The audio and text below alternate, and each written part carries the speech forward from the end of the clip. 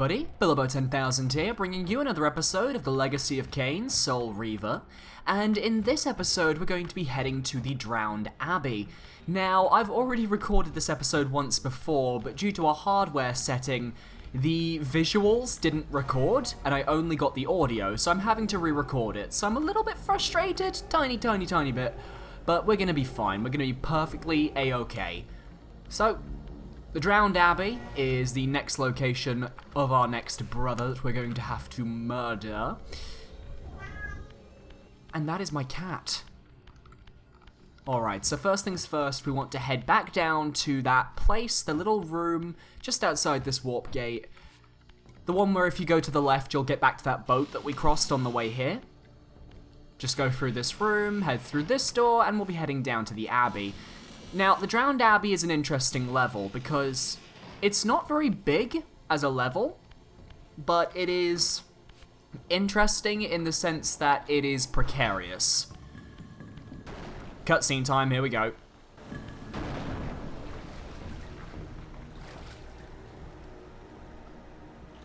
Once a sanctuary against the vampire menace, this abbey has been drowned by the deluge spilling from this wounded land.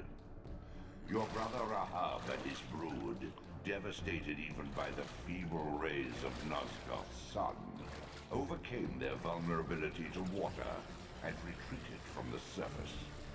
Now they haunt these ruins and glide in the darkness of its stagnant depths. So that's a pretty telling thing here. Basically what it said is Rahab and his brood are immune to water, but they have a bonus weakness to sunlight. So that's something we're going to be taking advantage of when we get to the boss fight. You want to make your way across the platforms, be very careful as you're platforming in this level, because even one mistake could 100% cost you in the long run. This guy over here, if we can, I want to be able to hit him. I don't think we're going to, though.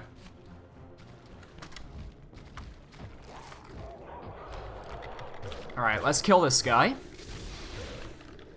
Or just head through the door. That works too. Want to definitely get past this guy. Now, normally they will fire one shot at you, and then they'll sort of explode, and then good things will happen.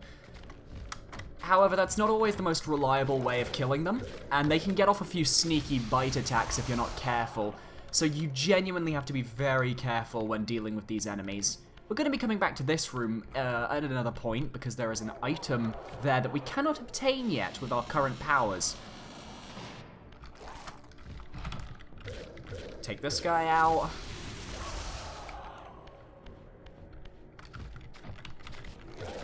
There we go. As long as you get 2 hits in, they should be stunned, and that's more than enough to finish them off.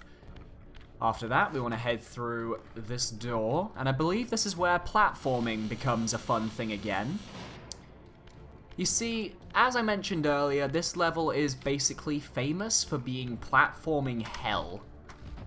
Effectively, we need to platform across this room, but the platforming segments for this room are absolutely terrifying, because if you screw up, well, you're going in the water and you have to redo it.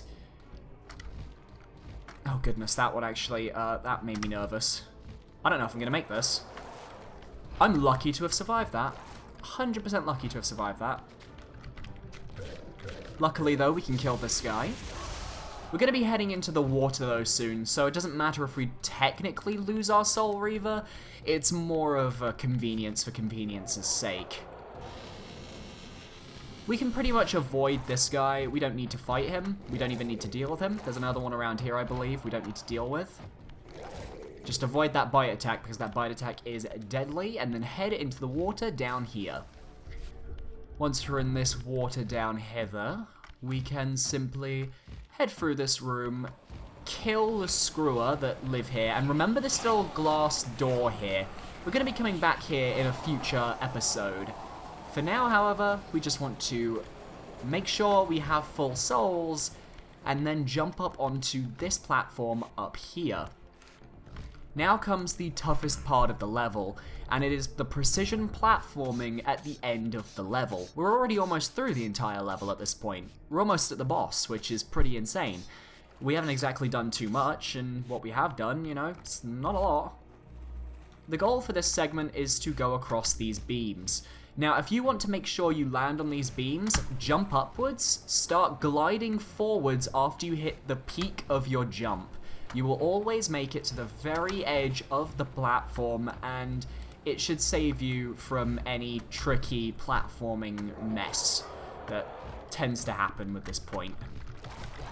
Oh, we've lost the Soul Reaver, that's not good. Okay, we want to chuck this guy onto there. So let me just pick him up. Okay, you know what, you guys are getting annoying. I'm just gonna have to do this. Okay, yep, this is not going very well. Force break you. We need to cross over to this platform over yonder. Like so. Then do the jump up and glide technique. Do not fall, or you will have to do all of that platforming again from the wooden beams, because when you fall, you basically have to re-enter the big hole with the screwer, and that's not something you really want to be doing more than once. It's sort of annoying. Head over onto the roof, and once you're on the roof, all you want to do is you want to jump over to here and pull this chain. Pulling this chain will signify you've made it through the level, and now it's time to face the boss. It's a very easy level if you know how to do the platforming, but for a first-time player, especially with the platforming this game has, I can see you guys messing up quite a bit. I did in my test playthrough, and I actually had to look up a video on how to platform, or the best strategy for platforming in this level, just to make it bearable. Luckily for us though, the boss fight coming up is not exactly a difficult one. More it's just a test of endurance. But that's normally most of the fights in this game. Although I did come close to kind of dying in Zephon's case, but you know, that was more because I hadn't fed by the time I got to the battle, so I was a bit iffy. So this area is actually the central platform in that first pool of water that we saw, and this is ironically where Rahab's been this whole time. So it's like we started the level, and yet the boss fight is at the start of the level, which is really interesting. It's time to fight. Now we have the introductory cutscene, so I will leave you to it.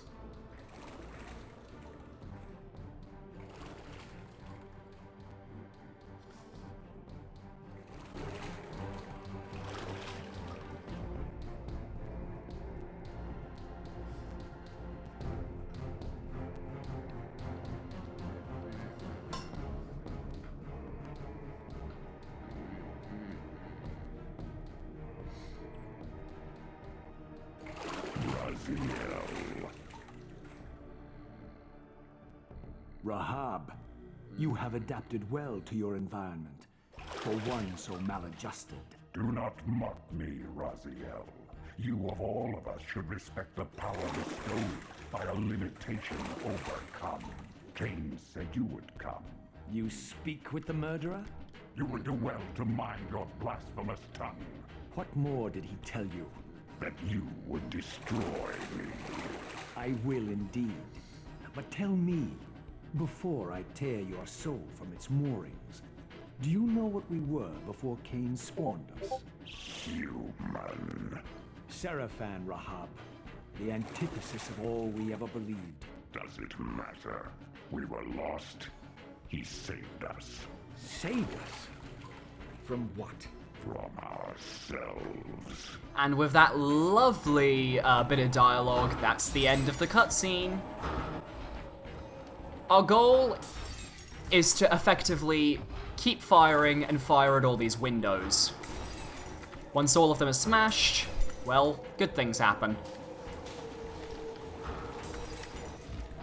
Rahab's gone missing and he's bit us, but it's okay, because we're strong enough to be able to finish this level anyway.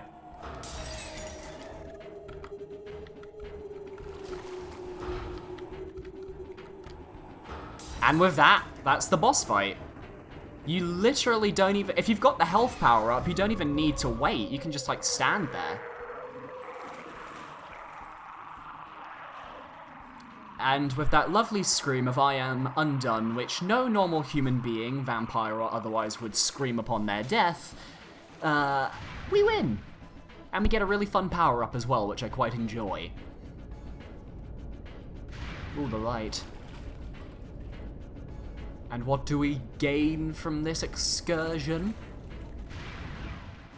Well...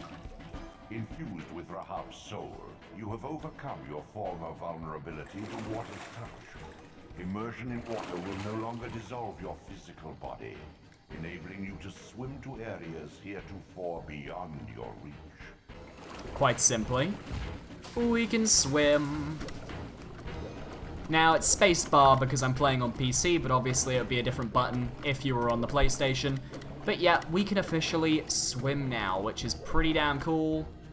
Oh god, stair textures. These the textures on the PC port are so bad compared to like the PlayStation 1. Okay, I'm gonna go spiritual realm for this, just so that I can walk back up the stairs. There we go. Much easier. Hopefully there's a planar portal up here, because I'd quite like to use one. Beyond the maelstrom of the abyss, a subterranean tunnel leads northward to the clan territory of your brother Dumas. Endowed with Rahab's soul, you may swim to gain entry where your progress was previously impeded.